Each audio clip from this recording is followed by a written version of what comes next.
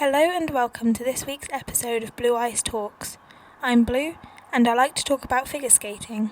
In today's video, I'm going to be discussing the ISU's decision about which athletes from Russia are allowed to compete as neutral athletes.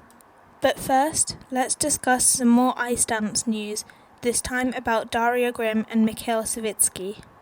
So Darya Grimm and Michail Savitsky, two junior ice dancers from Germany, have now split. And people aren't really sure why, but there's been some back and forth on social media with Michail being accused of sharing too much about Darya's personal life. It appears that Darya is married and it looks like she didn't necessarily want that to be all over, and Michail thought that it was public knowledge and so shared it. We don't know the exact reason behind the split, but the online discourse has not been good for the pair of them.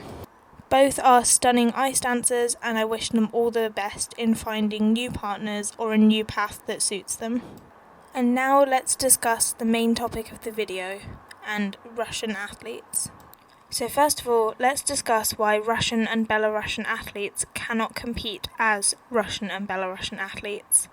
Well, it all comes down to something called the Olympic truce, which is essentially where countries during the Olympics say that they will not engage in conflict, so they won't start wars, and it's to promote peace, dialogue and reconciliation between countries through sport rather than to promote hatred and war and things like that.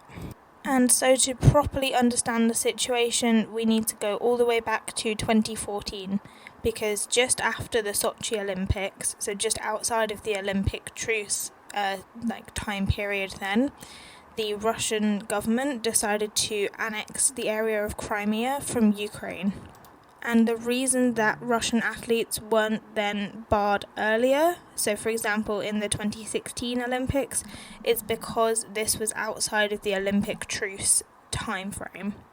Now, Russian athletes were allowed to compete under their flag at the 2016 Rio Olympics, but at the 2018 Winter Olympics they had to compete as Olympic athletes from Russia. However, this wasn't due to any military reasons, this was due to the Russian doping scandal.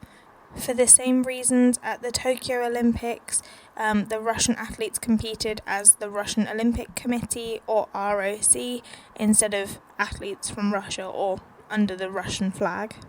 The same thing also applies to the 2022 Olympics, so Kamila Valieva, Anna Shcherbakova and Alexandra Trusova, for example, all competed under the Russian Olympic Committee rather than Russia.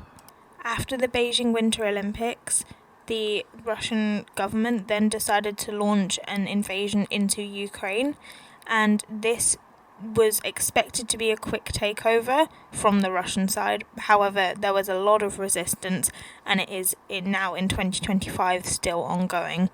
And because they expected it to be so quick, they expected it to be over before the Paralympics, therefore not breaking the Olympic truce. And obviously this isn't the case, so the Olympic truce has been broken. Because of this, athletes from Russia have not been allowed to compete in events, and it's a big decision from the ISU to allow neutral athletes from Russia to compete. So I appreciate that's quite a lot of background, so now let's discuss what this actually means in terms of figure skating. So the ISU have said that for an athlete to be eligible as a neutral athlete, they cannot have publicly supported or be publicly supporting the invasion of Ukraine, or be linked to the Russian military or security agencies, or the Belarusian military or security agencies. And they've also said the skaters cannot be associated with anyone who has violated doping rules and guidelines. So the ISU has now decided which skaters from Russia and Belarus can compete at the qualifying competition to get one spot at the Olympics. And the 4 Russian athletes they have named are Adelia Petrosyan, Elena Gorbacheva, Petra Gumenik, and Vladislav Dikidze. No neutral pairs or ice dance teams have been approved, while the Russian Federation did submit at least one pair and ice dance couple for review, it was said that some of the athletes did not pass the screening process, so they didn't comply with the rules set on the previous screen.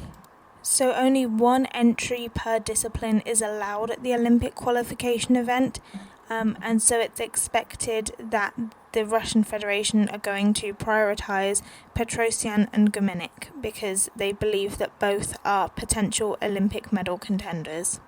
And the skaters from Russia who qualify the Olympic spots, if they qualify an Olympic spot, cannot be substituted for another skater to compete. So, for example, if Petrosyan qualified the spot, Russia couldn't then say, actually we'll give it to Alexandra Trusova or Anna Shabakova. It would have to be Petrosyan who goes. Speaking of Adalia Petrosyan, there is some question as to why she is allowed to compete, why she has been approved, since she is currently being trained by Eteri Tutberidze and that group, and obviously they were heavily involved in the scandal in 2022 featuring Kamila Valieva and the doping tests.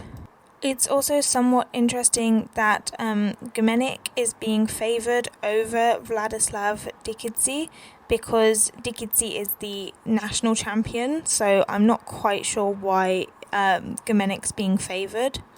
I think potentially it's more competitive experience and also more quadruple jumps. It is going to be interesting to see how the judges respond to Russian athletes coming back, and also if, for example, Petrosyan does any quadruple jump attempts because she has attempted quadruple loops in the past. Thank you so much for watching this video. I really hope that you enjoyed it. If there's a topic you'd like me to cover, please do let me know in the comments or on social media. My card with all of my links is in the description, and I will see you in the next video. Bye!